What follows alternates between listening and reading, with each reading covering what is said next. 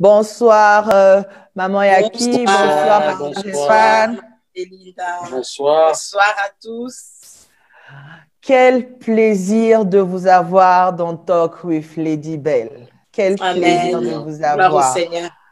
Avant qu'on aille plus loin, je sais qu'il y a des personnes qui suivent, qui vous connaissent déjà, mais il y en a qui ne vous connaissent pas. Donc, ce qu'on va faire pour introduire un peu, pour détendre l'atmosphère, comme je fais avec tous mes invités que je reçois, je vais commencer par poser six petites questions, juste à l'histoire de vous découvrir un peu et de détendre un peu l'atmosphère. Mais D'accord. donc voilà, mais je voudrais quand même insister pour les personnes qui sont en train de suivre que Non Talk with Lady Belle, tout le mois de juin est dédié au mariage. Donc durant tout ce mois, nous avons partagé, échangé sur le mariage et aujourd'hui, nous échangeons encore sur un sujet très important, surmonter les moments difficiles ensemble. Mais comme je le disais tout à l'heure, on va commencer par notre petit jeu et ma question est, qui d'entre vous deux fait le plus de compliments à l'autre, à son conjoint?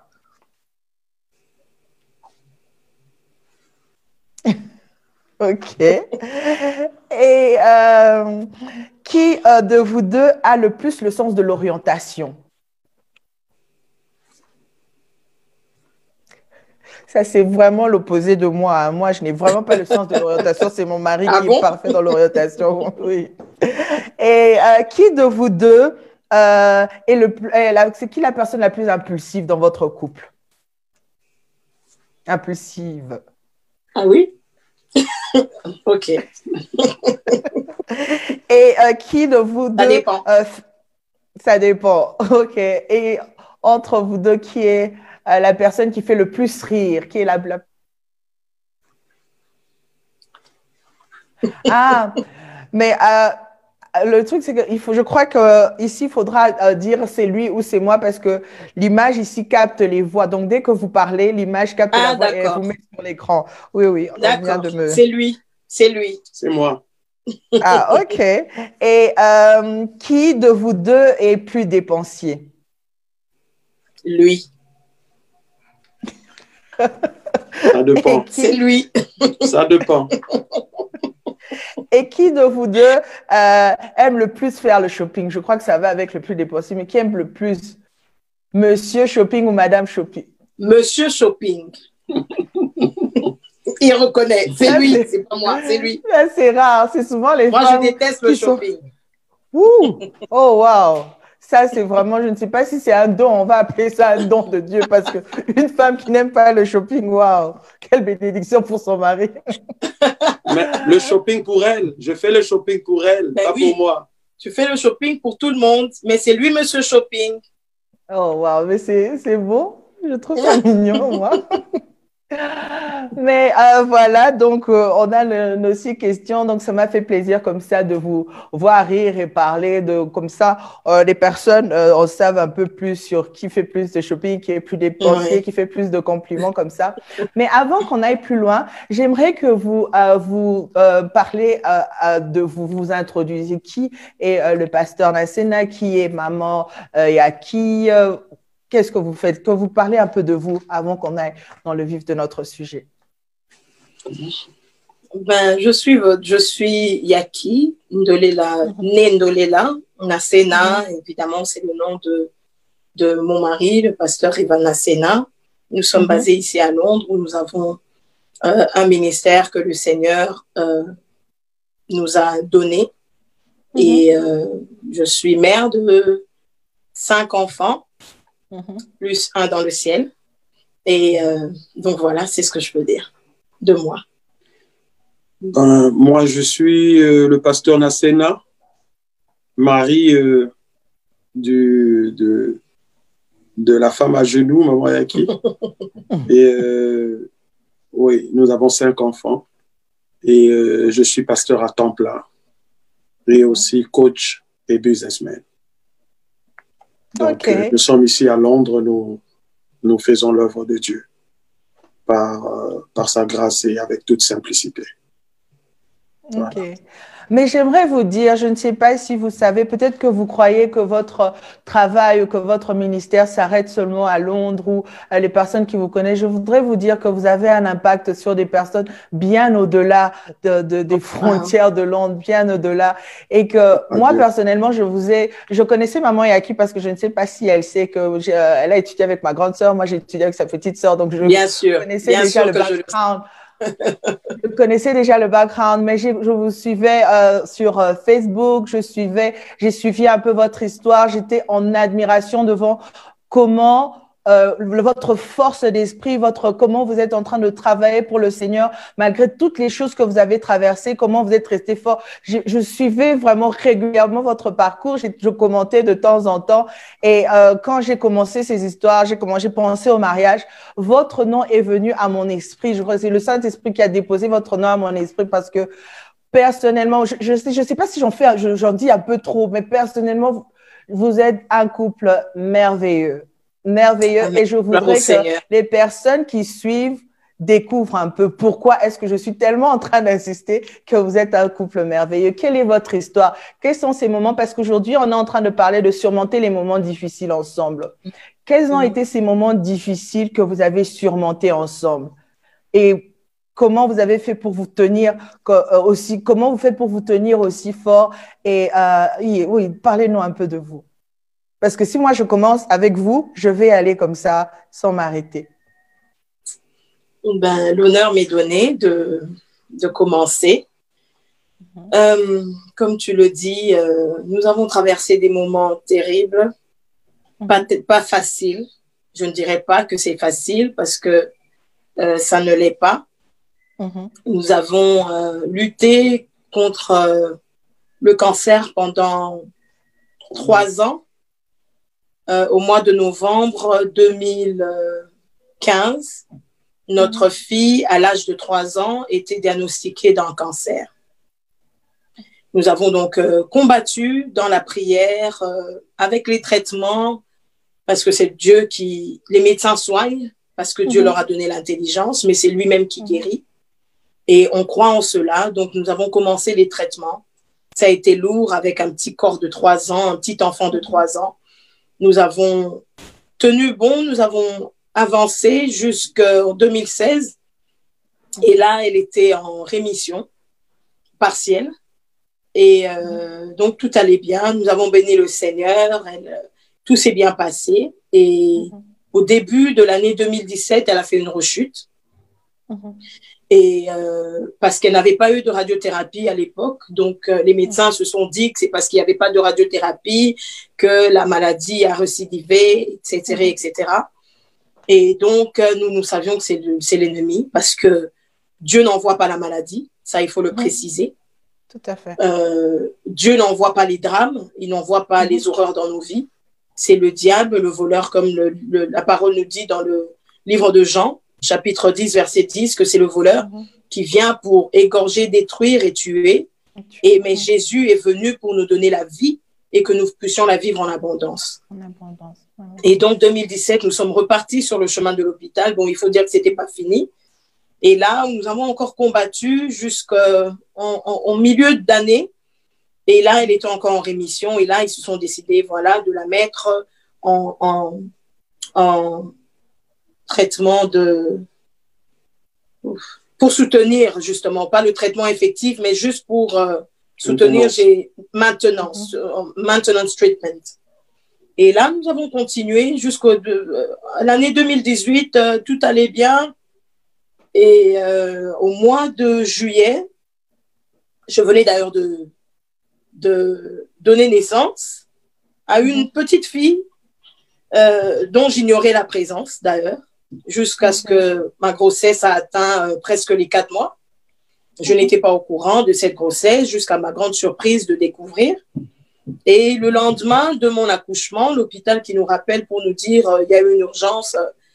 Bon, il faut dire déjà qu'avant, c'était tout est parfait, il n'y a rien, il n'y a plus aucun signe de la maladie, plus rien, plus rien. Et évidemment, c'était la joie. Et ce jour-là, c'était un 18 juillet, quelques jours après, parce que j'ai donné naissance le 15 juillet. Et là, on nous appelle pour nous dire il faut absolument l'emmener à l'hôpital. Une opération urgente doit être faite. Ils ont vu une masse quelque part et c'est tellement mal positionné qu'il faut enlever tout de suite. Alors là, je dis, mais c'est impossible. Alors ils insistent, ils disent, c'est impossible, c'est pas possible de laisser passer le temps et tout ça. Et donc là, on va à l'hôpital. Le 19 juillet, l'opération est faite, une très grosse opération. Ils nous rappellent, ils nous disent, ça va, ça s'est bien passé. Mais quelques temps après, ils nous disent, on n'est pas très sûr que ça s'est bien passé. Et on va continuer, mais qu'est-ce que vous donnez, vous proposez, tout ça. On dit, bon, on va compter sur le Seigneur jusqu'à la fin. Il a fait une fois, il a fait 2 fois, il le fera une 3e fois, nous sommes confiants. Et mais évidemment, c'est l'abattement, c'est une surprise désagréable, quelque chose à laquelle on ne s'attendait pas du tout. Donc, voilà. Et donc là, le temps passe et au mois de décembre, les choses se compliquent.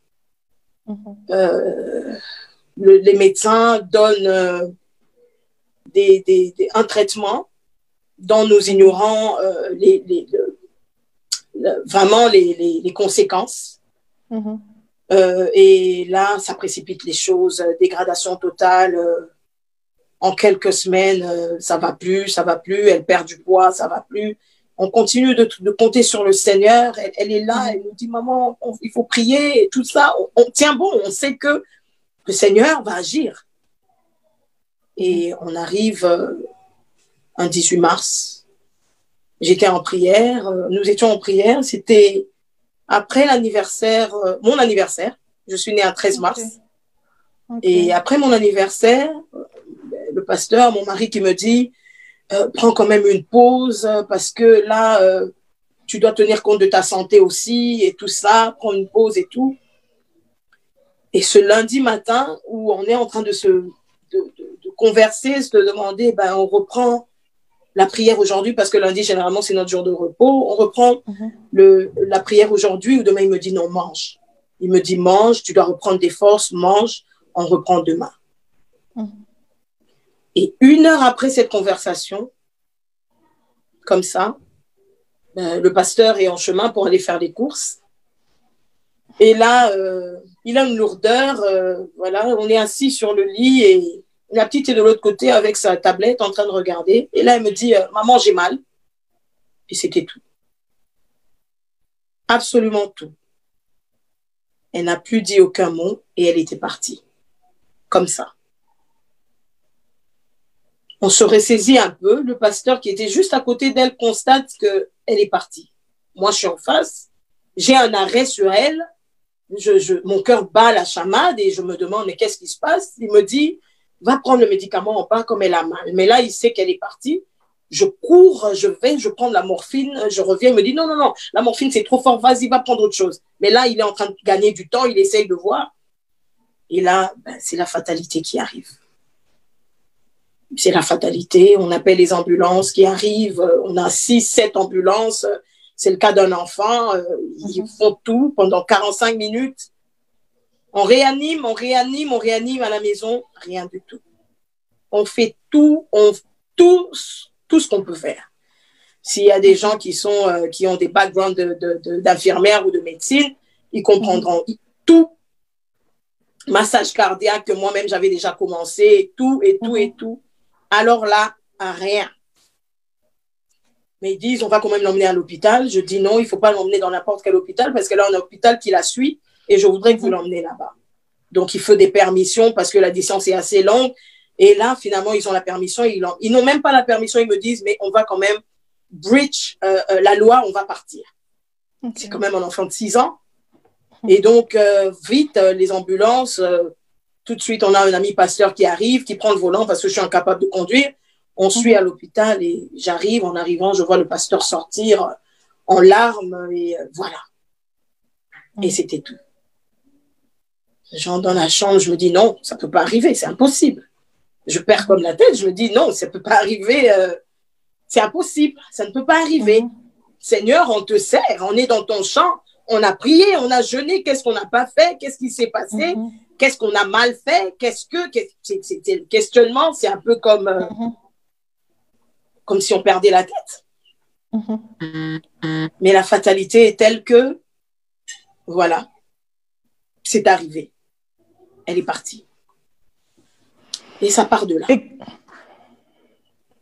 Et la première question que j'ai qui vient, parce que, comme je disais, c'était une histoire que vous n'avez pas honte de montrer. Vous étiez même en train de partager avec les autres comment vous étiez en train d'évoluer avec elle dans la prière. Et c'est comme ça que moi, j'ai connu cette histoire parce que j'étais en train de suivre l'évolution. Quand vous alliez à l'hôpital avec elle, vous faisiez quelques photos, vous le postiez et on était là en train d'encourager, on priait même de très loin et tout. Et comment ça se passait pendant que vous étiez en train de vivre cette épreuve? Et la vie maintenant en couple, la vie en famille, comment est-ce que ça se passait? Comment est-ce que vous étiez en train de vous porter? Comment est-ce que vous étiez ensemble? Est-ce qu'il y avait l'amour était toujours au rendez-vous? Comment est-ce que ça se passait en tant que couple de vivre cette situation d'abord pendant la maladie, pendant ces 3 ans? Bon, il y a 2 paramètres. Il y a la vie de famille et puis il y avait la vie de l'Église. Oui. Donc, par rapport à la vie de l'Église, on était constant. Il y a des moments même, on faisait des prières matinales à l'hôpital. J'entrais dans la salle de bain, dans la toilette et j'étais en ligne avec toute la famille Facebook, on priait. Les gens ne savaient même pas. Il y a d'autres personnes qui nous appelaient aussi, qui nous appelaient pour prier pour eux quand nous avions notre problème là à l'hôpital.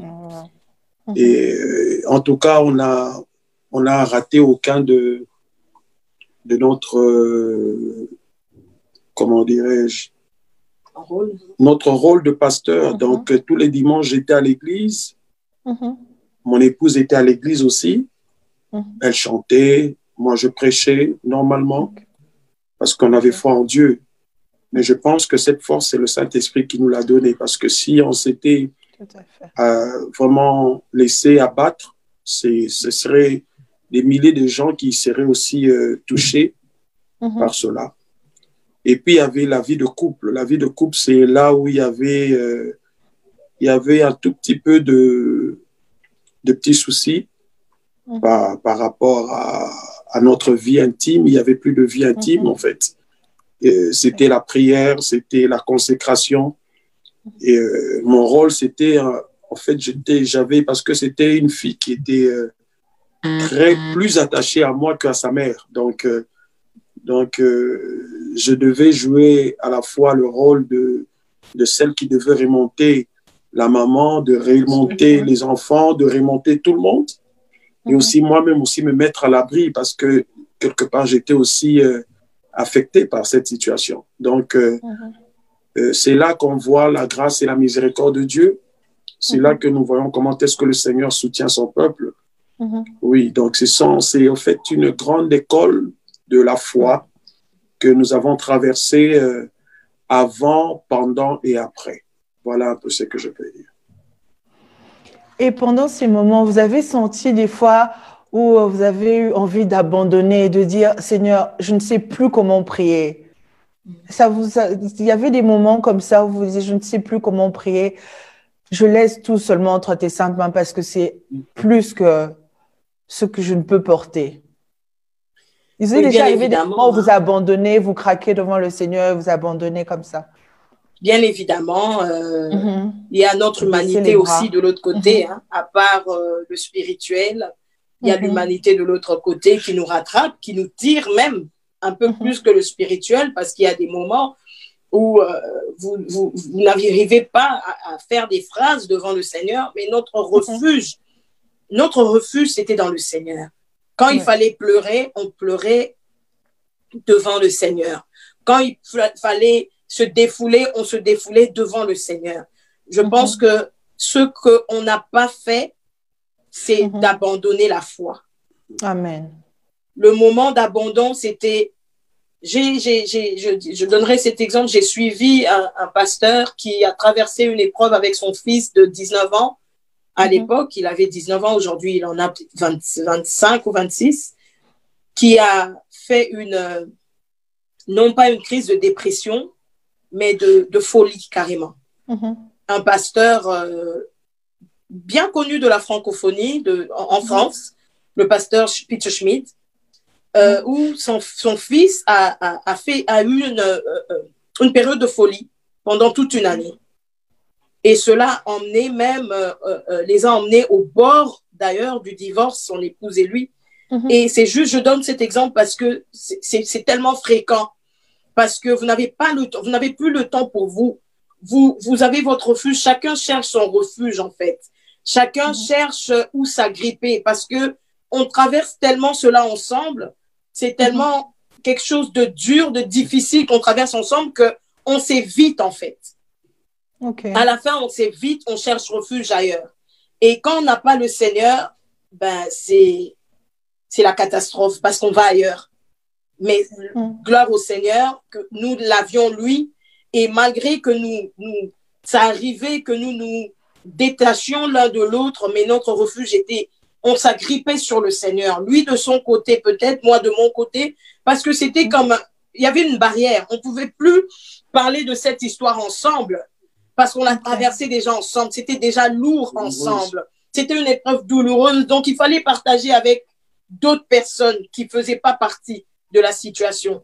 Il fallait partager avec des gens qui sont en dehors, qui peuvent apporter peut-être, parce que je connais le diagnostic, je connais ce que les médecins disent, je sais ce qui se passe, mais lui aussi sait ce qui se passe.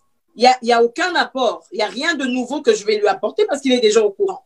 Mais lorsque tu parles avec quelqu'un d'autre ou lorsque tu vas ailleurs, tu as l'impression d'avoir un certain réconfort temporel, évidemment. C'est pour un tout petit peu de temps, mais là aussi, c'est une erreur, en fait, que nous commettons pour la plupart des cas. Parce que si un homme trouve refuge en ce moment-là, auprès d'une autre femme, c'est fini. Et si la femme trouve réconfort aussi auprès d'un autre homme qui a l'oreille, justement, attentive, c'est fini. C'est là où les dégâts commencent. Et donc, nous sommes réfugiés non pas chez des personnes physiques. Nous avions évidemment des personnes avec qui nous parlions, mais notre refuge, en fait, c'était le Seigneur. C'est chez lui que nous déposions tout. C'est chez lui que nous allions déposer, même lui dire, tu vois comment ça ne va plus, tu vois comment il y a des choses qui se passent, tu vois comment. Et là, l'ennemi intervient, évidemment. Il cherche toujours un endroit où s'infiltrer et voilà.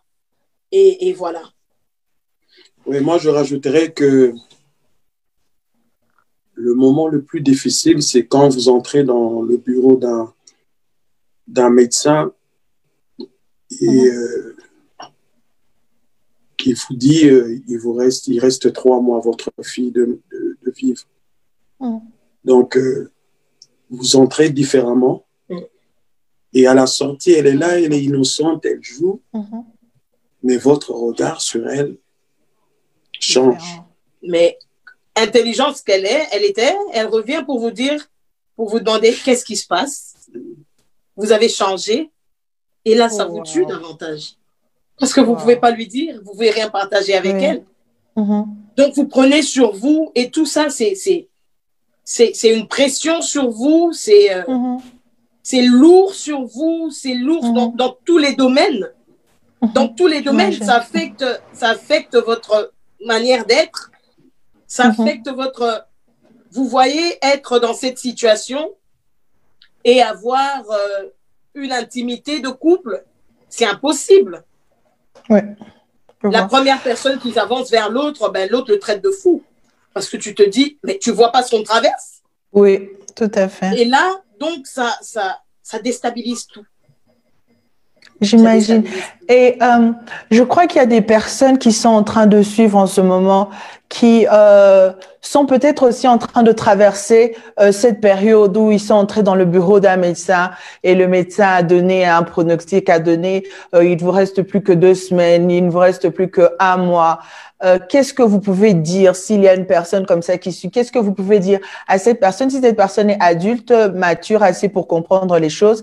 Et si on n'a pas cette catégorie de personnes, mais on a l'autre catégorie de personnes, c'est-à-dire la famille de ces personnes qui sont en train de suivre. Qu'est-ce que vous pouvez dire à ces deux catégories de personnes maintenant? Parce que vous avez traversé ces choses et maintenant, vous pouvez voir ça d'un autre. Quels conseils vous pouvez donner à ces personnes qui sont en train de traverser la vallée de l'ombre de la mort, que vous avez traversé, mais que Jésus vous a soutenu, il a été avec vous? Oui, nous pouvons dire que les épreuves se diffèrent. Et l'enseignement de l'épreuve diffère d'une personne à une autre, d'une famille à une autre. Ouais. Amen. Et nous pouvons que dire Jésus-Christ est Seigneur. Amen. Amen. Jésus-Christ est Seigneur. Amen. Et il est c'est lui qui a le dernier mot. Parce que nous jugeons Dieu juste malgré la fatalité qui est arrivée. Pour notre cas, le Seigneur n'avait pas guéri, mais le Seigneur avait remplacé. Yes. Wow. Donc, mon épouse est tombée enceinte sans qu'elle le sache, qu'elle est tombée enceinte. Déjà, on vous dit que notre intimité était déjà chaos, mais ce rare fois qu'on était dans l'intimité, elle est tombée enceinte. Et quand elle est tombée enceinte, il n'y avait aucun signe de grossesse. Aucun signe. Et je suis même allée pour mon dos. Oui. Elle avait que des douleurs au dos. Elle pensait que c'était des douleurs par rapport... Je suivais même un traitement rapport à mon dos parce que mon disque était affecté. Et si je ne sais pas si j'interromps. Et donc, en ce moment-là, pendant ce traitement-là, je devais avoir une infiltration. Et avant de faire cette infiltration, il y a l'anesthésie qui intervient. Et avant l'anesthésie, il y a tous ces tests qui se font, notamment le test de grossesse, qui a été fait et qui était négatif. Wow. Et malgré cela, j'étais déjà enceinte. J'ai eu l'infiltration, j'ai eu le traitement qui devait normalement avorter la grossesse, mais qui ne l'a pas fait. Et donc, pour moi, malgré que je n'avais pas mes périodes, pour moi, c'était normal puisque je venais d'avoir une infiltration et qu'après, nous n'avons pas eu d'intimité. Donc, je ne pouvais pas être enceinte. C'était impossible. Je me suis dit que c'était par rapport au traitement que mes périodes avaient pris de retard. Avaient disparu. Oh, oui. Et donc, ça a pris du temps. Et c'est là que je parle de l'histoire d'Abraham et d'Isaac, à qui le Seigneur avait demandé de sacrifier son unique fils, d'aller à la montagne pour le donner en holocauste. Et là, le Seigneur avait déjà préparé le bélier. Il avait pourvu le bélier. Et par obéissance, lorsque Abraham a obéi, c'est alors qu'en levant les yeux, il voit le bélier qui était accroché dans le buisson. Et là, le Seigneur avait pourvu. Et ça, c'est un premier cas. Le deuxième cas, c'est ces gens-là qui sont très, très malades et qu'ils sentent en eux qu'il n'y a plus d'espoir. Là, nous pouvons dire encore que Jésus-Christ est Seigneur parce qu'il est le restaurateur. Jusqu'à la dernière minute, il faut continuer à croire parce que nous, on pouvait vivre la souffrance de notre fille. Le Seigneur a permis qu'on n'a pas vu sa souffrance. Le jour, le premier jour qu'elle a dit « j'ai mal », c'est le jour qu'elle est partie. Elle n'acceptait jamais qu'elle avait mal. Elle n'acceptait jamais qu'elle avait mal à 6 ans. Quand elle avait mal, elle se cachait à la toilette. Donc, le Seigneur nous a montré sa fidélité, en tout cas. Et oui, donc tous ces gens-là, toutes ces personnes qui ont entendu des mauvaises nouvelles que moi j'entends, que je dis que c'est la voix du diable qui désespère pas. Dieu est capable non seulement de restaurer, il est capable de remplacer, il est capable de restituer. Sinon, au jour d'aujourd'hui, nous ne prêcherons plus l'évangile. Si nous continuons à prêcher l'évangile, c'est parce que nous jugeons Dieu juste et que tout ce que nous avons traversé, c'est ce qui a fait de nous que nous puissions être ce que nous sommes aujourd'hui. Et il y a encore d'autres choses que le Seigneur prépare pour nous par rapport justement à ces épreuves que nous sommes en train de traverser. Et si je peux rajouter quelque chose, la foi n'est pas basée à l'expérience du prochain. Notre foi n'est pas basée la foi de la personne qui nous suit ne peut pas être basée sur notre expérience. Voilà. La foi doit être basée sur ce que la parole de Dieu dit. Exactement. Amen. La situation que tu traverses, qu'est-ce que la parole de Dieu dit? Ce n'est pas parce que maman Yaki et pasteur Evan ont connu la fatalité que c'est impératif que tu connaîtras aussi la fatalité. Exactement. Nous avons aussi, dans cette épreuve, commis des erreurs. Nous avons aussi raté des choses. Parce que, comme j'ai dit, il y a l'humanité qui intervient. Mais aujourd'hui, notre façon de voir les choses est peut-être différente de la manière dont nous l'avons vu il y a quelque temps.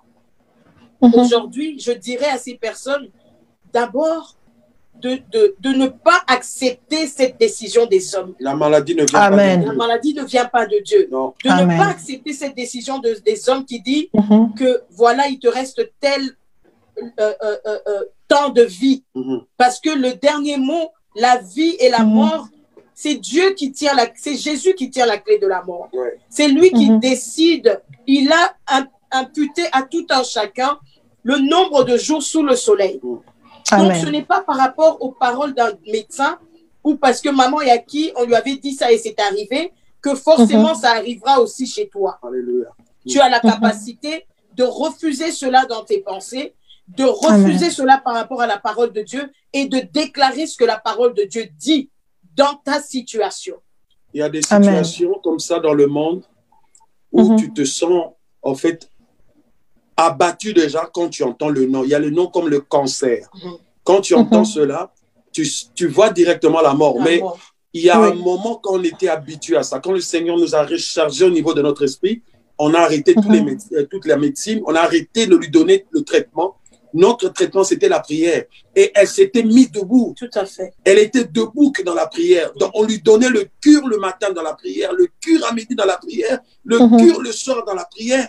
Et à un moment, on s'était dit, mais si on savait, on pouvait même déjà attaquer cela comme ça dès le début. En fait, on nous met pas, la médecine ne nous met pas devant un choix.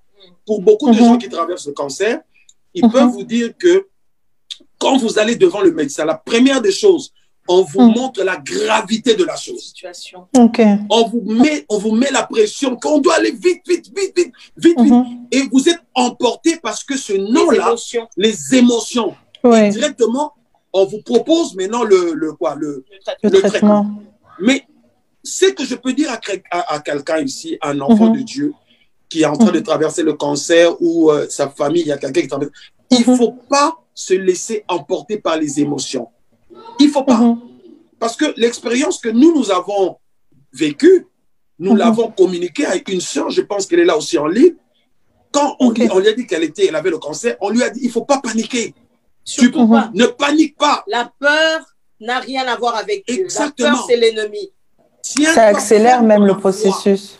Oui, le cancer, c'est comme la malaria, c'est comme la grippe, c'est seulement le nom. Le diable, en fait, a amplifié le mot cancer dans notre pensée. Et nous sommes déjà vaincus au niveau de notre pensée. Exactement. Et quand tu es vaincu au niveau de la pensée dans tes combats, tu es déjà perdant. C'est fini. La défaite est assurée. Voilà, c'est exactement ça. Nous nous sommes ressaisis, aujourd'hui nous le disons un peu tard, mais gloire soit rendue à Dieu. Mais le conseil que nous pouvons donner à quelqu'un, qu'il ne faut pas laisser tes pensées être attaquées par n'importe quel nom. Le nom qui nous a été donné de Jésus, la Bible dit, il est au-dessus de tous les noms. Alléluia. Amen. De tous les noms. Même le cancer, même le sida, même le Covid-19, au-dessus de tous les noms. Donc, le combat spirituel, c'est plus au niveau de nos pensées. Dans la pensée. Le champ d'assaut de l'ennemi, c'est la pensée. Il commence par là. L'ennemi ne nous attaque pas physiquement. Il commence par nos pensées. Il assiège nos pensées. Lorsqu'il a pris contrôle de nos pensées, il n'a plus d'effort à faire. Nous, le reste, nous le faisons nous-mêmes. Il a tellement affecté nos pensées que nous déclarons maintenant nous-mêmes de nos bouches, ah, je vais mourir. Voilà. Donc, moi, j'ai compris aussi une chose, que les médecins sont limités. Le jour que le médecin nous a dit, on n'a plus rien à faire. La médecine est limitée. Exactement. Il n'y a que Dieu qui est illimité. La médecine est limitée. Malheur à ceux-là qui s'accrochent sur les médicaments, sur tout ça. parce qu'à un moment, il faut que le corps réponde. La médecine est limitée. On était devant des professeurs qui nous ont dit, là, on n'a plus rien à faire. Quelle déception. Si tu n'as pas Jésus dans ta vie, quelle déception. Wow. Et c'est là vraiment nous pousse à croire que la parole de Dieu est vraie, qui dit, maudit c'est lui l'homme qui se confie à l'homme. Nous ne pouvons pas nous confier à l'homme. Aujourd'hui, quand il y a une situation qui arrive, en tout cas, si on est en accord avec mon épouse, on dit on attaque dans la prière, on ne prend pas des médecines, des tablettes, des médicaments, on attaque dans la prière. Là, c'est une conviction personnelle. Ça, c'est une conviction personnelle. Oui, oui. Parce que, on ne dit pas qu'il ne faut pas prendre les médicaments. Oui, mais il faut savoir que la médecine, elle est limitée. Ce n'est pas les médecins qui guérissent, c'est Dieu qui guérit. C'est Dieu qui... Amen. Ouais. Amen. C'est un peu ça. Amen. Wow. Et maintenant... Wow, je crois que les personnes sont en train de nous suivre et je suis sûre que si les personnes qui ne vous connaissaient pas, qui sont en train de vous découvrir, comprennent pourquoi mon introduction était un peu rocambolesque. Wow, ce couple est vraiment un couple qui inspire parce que même votre manière de parler, on peut sentir que de cette expérience, vous en êtes sortis plus fort. On peut sentir que vous avez tiré des leçons et que même vous êtes en train d'encourager d'autres personnes. Vous avez donné un exemple, vous avez une autre sœur à qui vous avez parlé. Et ça, c'est vraiment ce que je trouve extraordinaire même dans l'œuvre que Christ fait dans les cœurs des gens, comment il restaure, comment il peut prendre une situation qui aurait pu vous briser, vous détruire et en faire aujourd'hui, vous prendre comme ça et faire de cette situation comme un étendard pour pousser encore les gens à plus le chercher, à plus se dévouer à lui. Mais pour couper, qu'est-ce que vous pouvez, combien fort maintenant est sorti votre couple? Quoi que vous dites maintenant que quand vous avez une situation, vous pouvez vous entendre en prière et dire ok, on va aller comme avec ça dans la prière. Mais combien fort est sorti votre couple de cette situation? Et qu'est-ce que vous avez encore? Qu'est-ce qui est né après? De cette épreuve? Parce que je sais que Maman Yaki, maintenant, il y a un autre ministère qui a été développé. Est-ce que vous pouvez nous parler de ce qui est né après de cette expérience que vous avez vécue? De cette expérience, en fait, moi, personnellement, est née une rage. Je vais m'expliquer. Une rage contre les ténèbres. Amen. Une rage contre le diable. Une rage contre l'ennemi. Parce que j'ai compris les ruses de l'ennemi. Nous avons compris les ruses de l'ennemi. C'est vrai que nous parlons de ces choses, mais lorsque nous arrivons, nous sommes butés à ces situations dont nous parlons. Les réactions ne sont pas toujours les mêmes que ce que nous disons lorsque nous prêchons. Tout à fait. Lorsque nous disons oui, tu dois prendre autorité. Et quand il t'arrive à toi maintenant de prendre autorité, c'est pas toujours évident. Oui. C'est pas toujours évident. Mais de moi est née une rage que cette défaite que nous avons connue n'arrivera plus jamais. Amen. Parce que Jésus il a lui-même accepté la défaite pour nous à la croix. Amen. En fait, de cette épreuve est sortie encore une connaissance approfondie de l'œuvre accomplie à la croix. Alléluia. L'œuvre de la croix s'est faite comme chair au devant de nous. Alléluia. Pour ne parler que de moi, j'ai l'impression de vivre cela lorsque j'en parle. Wow. J'ai l'impression de me mettre à la place du Seigneur Jésus, de tout ce qu'il a subi. Et la puissance de cette œuvre s'est fait chair en moi. Aujourd'hui, plus rien ne peut m'arrêter. Amen. Je disais une fois à une sœur, je dis, le diable peut sortir physiquement comme ça. Il risquerait même d'avoir une gifle parce que la crainte là que nous avions du diable, le diable, elle n'existe plus chez moi. Amen. Powerful. Elle n'existe plus. Powerful. Donc, nous sommes ressortis plus fort qu'avant. Parce que en ayant reçu des coups, on a aussi compris, tiré des leçons. beaucoup de leçons. Parce que le plus important après l'épreuve, c'est d'en sortir différent. Yes. C'est d'en sortir avec une leçon qu'on peut donner aux autres. Oui.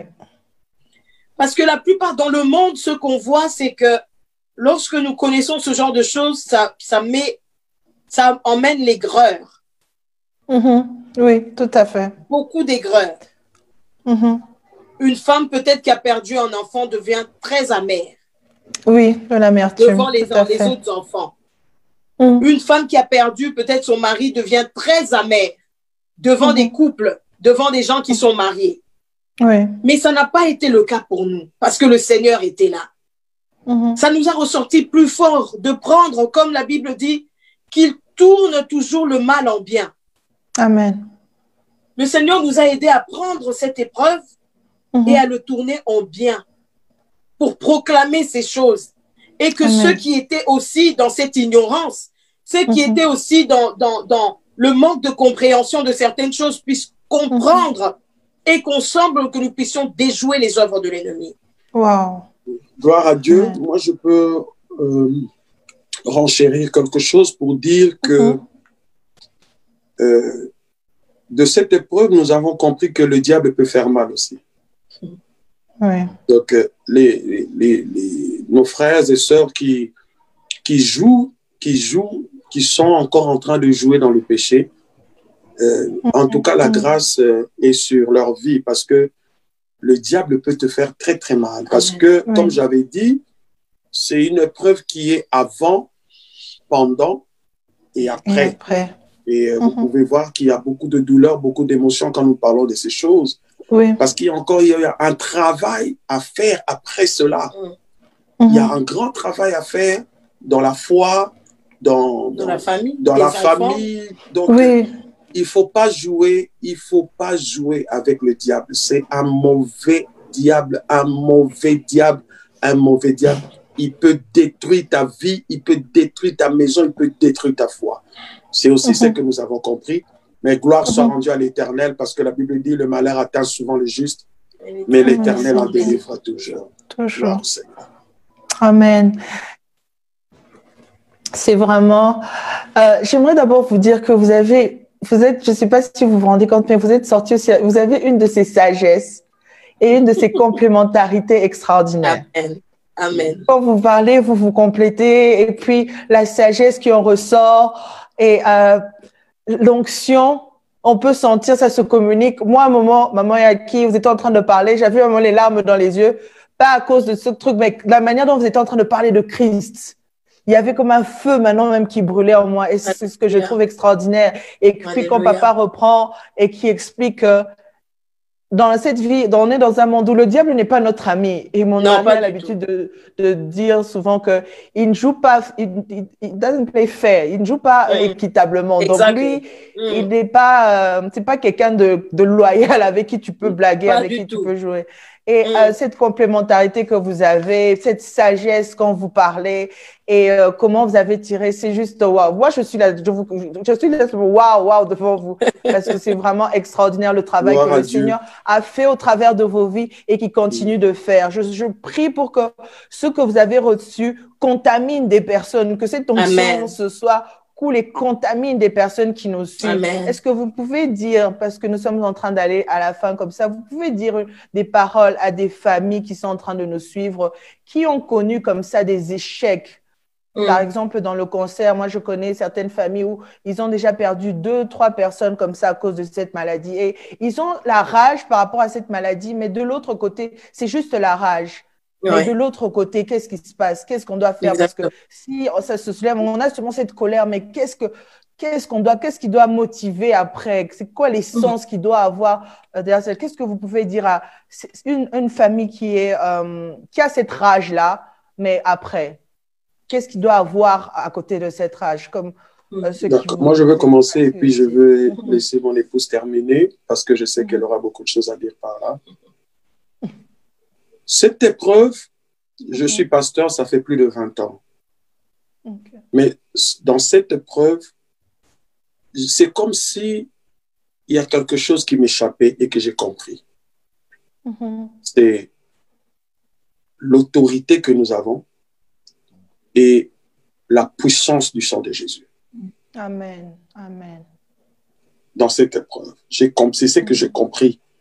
En fait, si je pouvais dire quelle leçon tu as ratée, j'ai dit, c'est de ne pas avoir compris la révélation parfaite. Je dis bien la révélation parfaite. C'est pas comme on dit, non, je prends le sang de Jésus, je m'asperge de sang de Jésus. Non, non, non, non, c'est pas ça.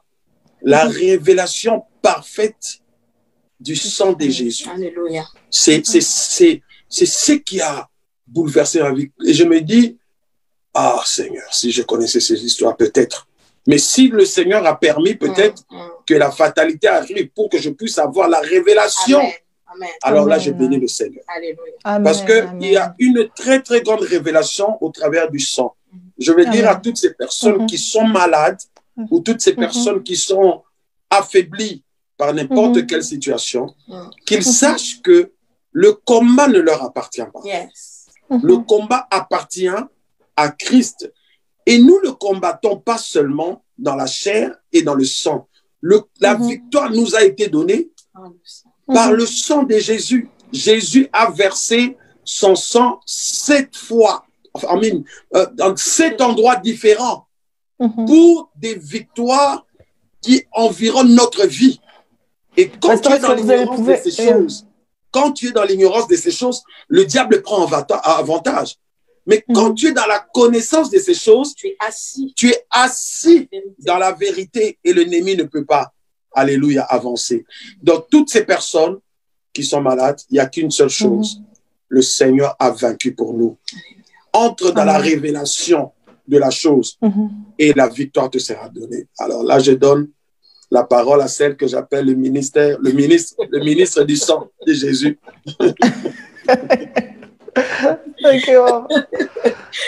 Alléluia. Amen. J'aime tellement, comme je venais de dire, l'œuvre achevée de la croix est devenue une passion pour moi. Amen. Le sang de Jésus, comme le pasteur vient de le dire, est une vérité que nous devons connaître et assimiler. Connaître et assimiler. Nous disons des choses, mais des fois, nous ne sommes pas assis dans la vérité de ces choses que nous disons. Amen. Et lorsque c'est le cas, Osée 4:6 dit, mon peuple périt parce qu'il lui manque la connaissance. Lorsque nous lisons ce passage, lorsque nous le disons, nous avons tendance à le dire aux autres. Oui. Nous avons tendance à dire, ah, mon peuple périt par manque de connaissance. On pointe les autres. Mais allons aussi vers la perfection. Nous avons une partie d'ignorance aussi que nous devons reconnaître humblement lorsque nous ignorons la chose. Comme le pasteur a dit, nous ressortons avec cette connaissance approfondie de l'œuvre de la croix et de la puissance du sang de Jésus. Jésus a versé son sang à 7 endroits différents. Nous ne pouvons pas en parler aujourd'hui parce que nous allons passer la nuit. Mais si on peut donner un petit résumé, mais ce qui est sûr, c'est qu'avec tout ça, il faudrait donc je peux vous revoir encore pour parler juste, oui, de ce que vous avez reçu, de la révélation à propos du sang de Jésus, ce qui est très important pour que les gens sachent qu'il ne faut pas dire seulement non, le sang de Jésus, non. Il faut qu'ils aient la révélation de ces choses. Il n'y a aucun effet, Dieu est souverain. Oui. Nous avons constaté qu'il y a des victoires que nous avons eues, c'est la souveraineté de Dieu. Tout à fait. Mais la garantie de la victoire, c'est dans le sang de Jésus. Alléluia. Lorsque tu n'as pas assimilé, tu n'as pas la connaissance parfaite de la puissance du sang, ce n'est pas garanti. Ça peut arriver un moment, oui, tu pries, ça arrive, tu pries, tu reçois, c'est la souveraineté de Dieu. Mais la garantie de la réussite est dans le sang de Jésus, parce que Jésus nous a tout donné. Il a tout accompli. Je vais seulement citer, comme tu as dit, qu'on donne un petit aperçu. Jésus a versé son sang à Gethsémane, dans le jardin de Gethsémane, lorsque les grumeaux la sueur s'est transformée en grumeaux de sang. Il faut comprendre pourquoi. Il y a le pourquoi. Le sang de Jésus a coulé lorsque la couronne d'épines a été placée sur sa tête. Tu imagines une couronne d'épines enfoncée dans la tête. Pourquoi? Les soldats romains, ils n'étaient pas là pour lui plaire, hein. Ils n'étaient pas là pour ses beaux yeux, pour lui faire des faveurs. C'était pour lui faire mal. Donc on imagine que cette couronne a été mise de force sur sa tête. Et lorsqu'elle a été enfoncée, on imagine comment le sang a jailli. Pourquoi ce sang a jailli dans sa tête, de sa tête? On lui a arraché la barbe. Nous pouvons voir ça dans Ésaïe 50, au verset 6.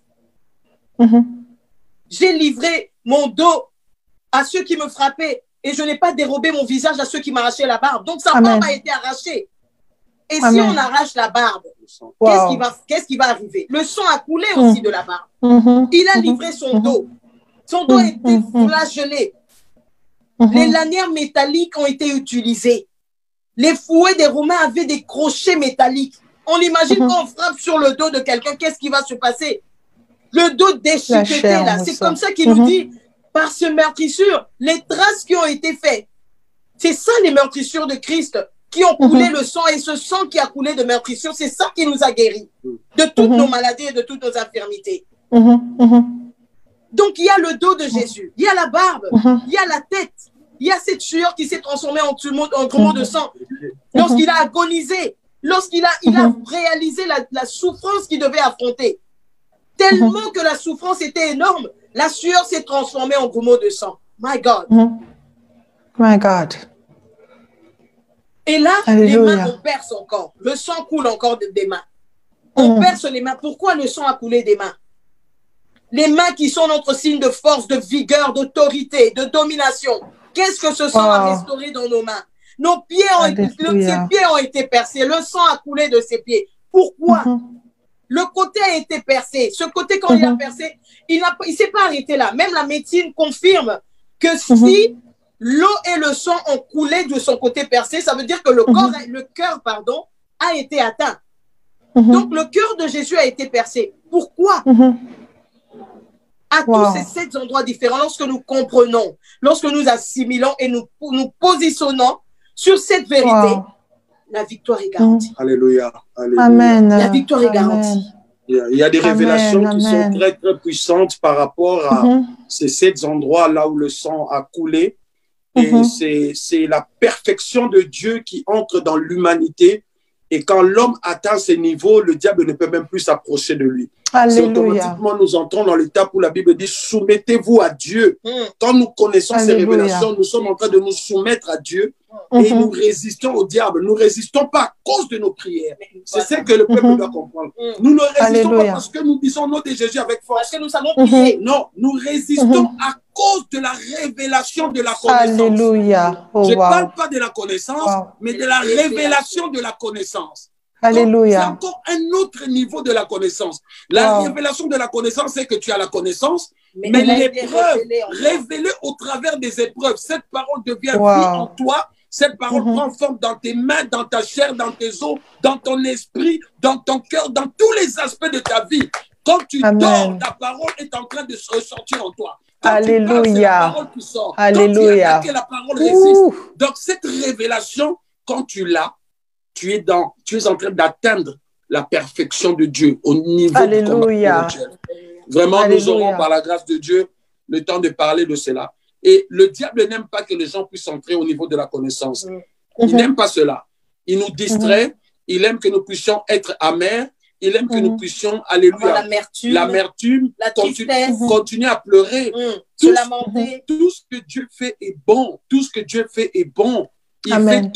Il fait toutes choses bonnes. En son temps. Alléluia. Aujourd'hui, sincèrement, moi et mon épouse, nous pouvons dire devant le ciel, alléluia, devant le ciel et devant Dieu, que si il fallait que la fatalité arrive pour que nous puissions avoir cette connaissance, nous bénissons l'Éternel. Vaut mieux avoir cette connaissance que d'avoir des enfants avec vous, mais que vous êtes ignorants. Parce que quand vous êtes ignorant, vous ne pourrez même pas garder ces enfants. Vaut mieux encore que Dieu prenne une personne pour de la même enseigner. C'est la manière de Dieu.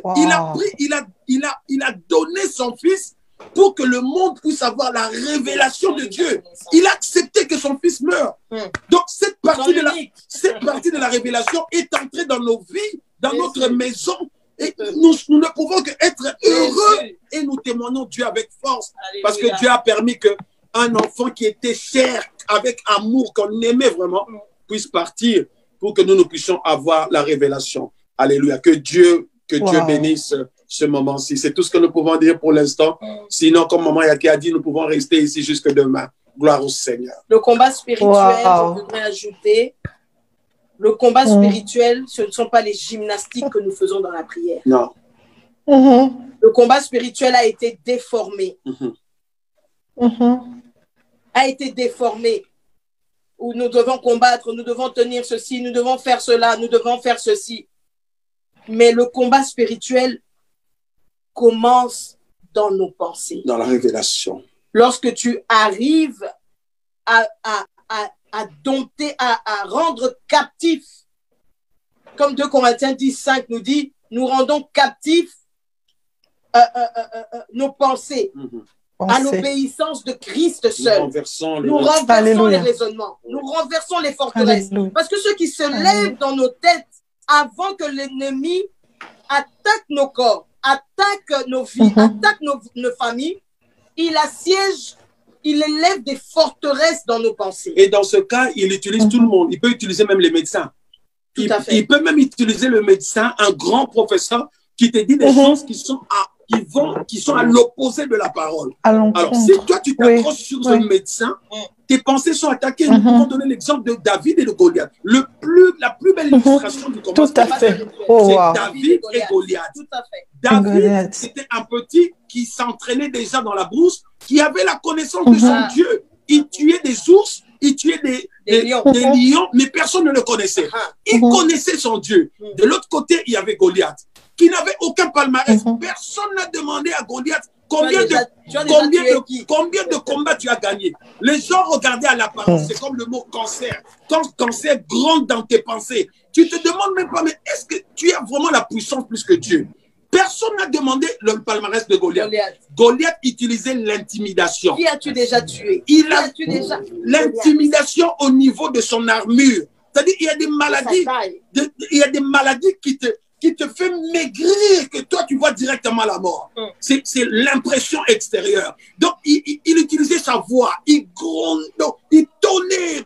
Et il y a des maladies la nuit, quand tu entends dans tes pensées, tu vas mourir, tu vas mourir, tu vas mourir. Et tu lâches prise. Israël, le peuple de Dieu qui avait Dieu, Alléluia, est allé dans le trou, s'est caché. Il s'est caché à cause de l'intimidation. Donc, le combat spirituel, c'est un combat où il faut y avoir l'esprit du petit David qui vient, qui dit, j'ai un Dieu qui donnera, je vais donner ta tête aux oiseaux du ciel. Voilà, nous ne voulons pas vraiment rajouter beaucoup de choses. Maman, en tout cas, là, est-ce qu'on peut prier? Alléluia. Parce que je sens que l'atmosphère est chargée maintenant. Est-ce qu'on peut prier pour toutes ces personnes qui sont en train de suivre en ce moment? Est-ce qu'on peut prier pour leur manière de penser, qu'il y ait un shift, qu'il y ait un changement maintenant, au nom puissant de Jésus-Christ?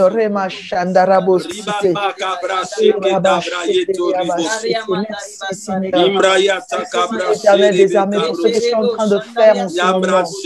Merci pour ce que tu es en train de faire en ce moment dans la vie d'une personne, éternel.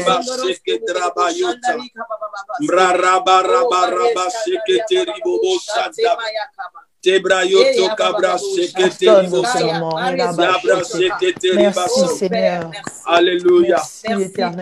Merci pour ta présence. Palpable, ta présence que nous sentons. Ta présence, alléluia. Tu dis, caboché, que les bontés de l'Éternel, on les proclame. Et ce sont les secrets du roi que l'on garde. Nous avons proclamé tes bontés. Parce que, Seigneur, Dieu de gloire, dans le mal, tu sais comment changer le mal en bien. Ta parole déclare que tu changes le mal en bien. Lord, Ce soir, je déclare dans la vie de quelqu'un qui nous suit, je déclare dans la vie d'une sœur, d'un frère connecté, que tu changes le mal en bien. Ceux qui voulaient le mettre à terre, Père, tu prends cela pour l'emmener près de toi. Alléluia. Parce que lorsque tu permets l'épreuve, tu n'es pas celui qui envoie le mal. Tu n'es pas celui qui envoie la maladie. Nous le savons et nous le témoignons. Mais tu es celui qui le permet pour nous rapprocher de toi. Tu es celui qui nous permet pour nous entraîner. Tu as dit dans ta parole, tu exerces nos mains au combat et nos doigts à la bataille. Oui, tu exerces nos mains au combat. Tu exerces le main d'une sœur au combat. Tu exerces les doigts d'un frère à la bataille ce soir. Merci parce que tu le fais. Nous tirons, Seigneur Dieu de gloire, le positif, Seigneur, dans les circonstances négatives. Oui, tu es en train de forger notre caractère. Le caractère chrétien. Où, Seigneur, le fruit de l'esprit sera notre partage de tous les jours. Nous déclarons que la joie de l'Éternel est notre force. Et parce que la joie de l'Éternel est notre force, que ta joie se répande dans les cœurs, que ta joie se répande dans les vies, dans le nom suprême de Jésus. Père, dans le nom suprême de Jésus, nous venons devant toi comme tes enfants, tes serviteurs. Nous relâchons l'onction, Seigneur, de le monter ce soir sur la vie de quelqu'un qui était malade. Seigneur, nous appelons la guérison. La Bible dit, Seigneur, de le monter. Tu as porté, Seigneur, nos douleurs. Tu as porté, alléluia, nos afflictions, Seigneur, à la croix. Merci pour le sang, Père de gloire, de la nouvelle alliance qui est venue, Père de gloire, Seigneur, pour rendre l'ancienne alliance, Père de gloire, comme vieille de bonté. Et ce qui est vieux est appelé à disparaître. Seigneur, merci parce que de la bonté, les conséquences de l'ancienne alliance de la bonté qui a amené la mort, qui a amené la détérioration, de la bonté disparaissent. La nouvelle alliance qui est venue de la bonté avec des promesses, puisse de la bonté s'élever dans nos vies dans le nom de Jésus. Je déclare la guérison, guérison, Seigneur, à tous les aspects, la manifestation de la bonté, de la guérison, dans le nom de Jésus-Christ. Merci, Seigneur, pour cette gloire que tu répands au milieu de nous ce soir. Au nom suprême de Jésus, nous te déclarons, Seigneur Dieu et Roi dans la vie de tout un chacun. Au nom de Jésus-Christ de Nazareth. Alléluia. Alléluia. Alléluia. Alléluia. Alléluia. Gloire au Seigneur. En tout cas, pasteur Evan et maman Yaki, ce qui s'est passé aujourd'hui est bien au-delà. Je disais déjà au début que j'avais beaucoup d'attentes par rapport à ce direct, à ce live, mais c'est bien au-delà. C'est comme ça que Dieu fait. Il fait bien au-delà de ce que vous demandez, même penser. Et il a fait bien au-delà de ce que nous pouvons même imaginer. Je bénis le Seigneur parce que je crois que quelque chose s'est passé dans la vie d'une personne ce soir. Je crois qu'une personne va aller ce soir devant le trône de grâce et prier de manière différente. Je crois qu'il y a eu un shift qui s'est passé non seulement dans l'atmosphère, mais aussi dans la vie d'une personne qui est connectée ce soir. Moi, en tout cas, je vais reprofiter de l'occasion pendant que nous sommes encore dans cette atmosphère pour envoyer une autre invitation parce que nous devons parler de de sang de Jésus qui a coulé 7 fois. Je vais en privé, je vais voir comment on peut, parce que cette révélation-là, c'est comme si on a mangé une autre partie qu'on nous a laissée sur la soif qu'on doit avoir. Et on aura juste un jour où on va parler seulement de la révélation autour du sang de Jésus-Christ. Vous êtes un couple béni, vous êtes béni, vous êtes béni, vous êtes béni, vous êtes un étendard pour cette pour cette génération. Je ne sais pas si vous vous en rendez compte, je crois que vous vous en rendez compte, je ne sais pas. Moi, je vous regarde, je dis, non, le Seigneur est en train de faire de grandes choses au travers de vous. Et je suis en train de dire à toutes les personnes qui vous découvrent aujourd'hui, qui peuvent vous suivre, vous avez des pages Facebook individuelles, mais vous avez aussi la page de l'église Aïna Church Enfield. Aïna Réveil Matinal. Nous avons Aïna Réveil Matinal Ministries et Aïna Church Enfield. Oui. Et aussi, il y a une nouvelle page aussi qui s'est ouverte de femmes à genoux aussi. Est-ce que tu as de femmes à genoux? Oui, vraiment, il faut quand même introduire ça parce que quand on vous aura la prochaine fois, je suis vraiment en train de pousser avec mon invitation là, parce que quand on aura la prochaine fois, on va encore développer. Mais si vous pouvez introduire aussi, parce que il y aura certainement des personnes qui vont vouloir recevoir encore plus que ce qu'on a reçu ce soir. Si on peut avoir quelques informations par rapport à Femmes à genoux. Oui, le Seigneur a déposé dans nos cœurs il y a quelque temps, comme j'ai dit, c'est une rage qui est née après toutes les épreuves que nous avons traversées. Nous n'avons parlé que d'une épreuve. Le Seigneur a déposé ce fardeau dans mon cœur. Et une nuit, pendant que nous étions en prière, pendant que je dormais, dans mon oreille, j'ai entendu Femmes à genoux. Femmes à genoux, ce groupe d'intercession qui doit se tenir à la brèche pour les vies, pour les familles, pour les nations. Et c'est comme ça qu'est née Femmes à genoux. Aujourd'hui, nous avons déjà plusieurs personnes qui ont adhéré à cette vision. C'est une vision internationale, pour ne pas dire mondiale, partout dans le monde. Celles qui sont appelées, qui aiment le Seigneur Jésus et qui sont appelés à l'intercession, ou même qui veulent apprendre à s'approcher du Seigneur, vous êtes conviés, toutes tendances confondues. Notre dénominateur commun, c'est Jésus-Christ de Nazareth. Donc, nous sommes Femmes à genoux, nous pourrons être contactés. Il y a la page Facebook, Femmes à genoux, la page Facebook. Nous avons la page YouTube, Femmes à genoux aussi, avec underscore à la fin.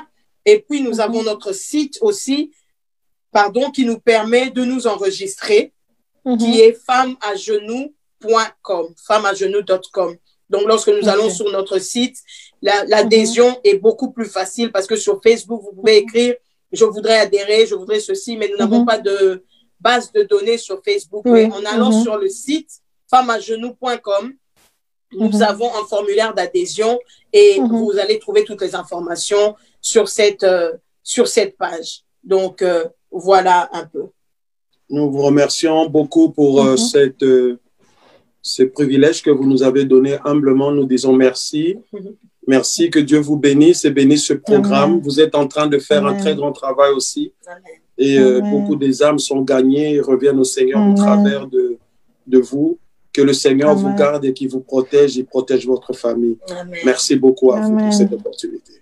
Amen, amen. L'honneur était mien de vous recevoir et que le Seigneur vous bénisse, vous couvre ainsi que toute votre famille parce que il y a tellement de témoignages encore qui sont en train de qui sont là encore avec vous et je bénis le Seigneur pour ce qu'il fait dans vos vies et j'ai hâte de voir comment le Seigneur va encore propulser tout ce que vous faites, votre ministère. J'ai vraiment hâte de voir dans les jours à venir ce qui va se passer avec vous. Que Dieu vous bénisse abondamment. C'était un réel plaisir de vous avoir. C'était un réel plaisir. Moi, j'ai savouré tout ce qui a été dit. J'ai pris ça avec beaucoup, un cœur rempli de joie. Aujourd'hui, j'étais comme une petite fille qui recevait de la part du Seigneur beaucoup de révélations et qui est en train de pousser encore pour son prochaine invitation. Et voilà, sinon, à toutes les personnes qui nous ont suivis, j'espère que vous avez été autant bénis que moi. Si vous voulez les contacter, vous pouvez, comme ils ont donné les pages, leur page Facebook, ils ont sur YouTube, vous pouvez les écrire en privé dans les boîtes qu'il y a dans les différentes pages et ils entreront en contact avec vous. Je suis sûre qu'il y aura beaucoup de personnes qui reviendront vers vous parce qu'il y a un feu qui s'est réveillé maintenant qui ne va pas s'éteindre. Amen. Merci beaucoup. Que Dieu vous bénisse tous. En ce qui nous concerne, Talk with Lady Belle, on se retrouve le jeudi avec un autre couple avec lequel nous allons développer sur un autre sujet. Que Dieu vous bénisse encore et passez une excellente soirée. Amen. Bonsoir chez vous. Merci beaucoup. Bye bye. Bye bye. Bye bye.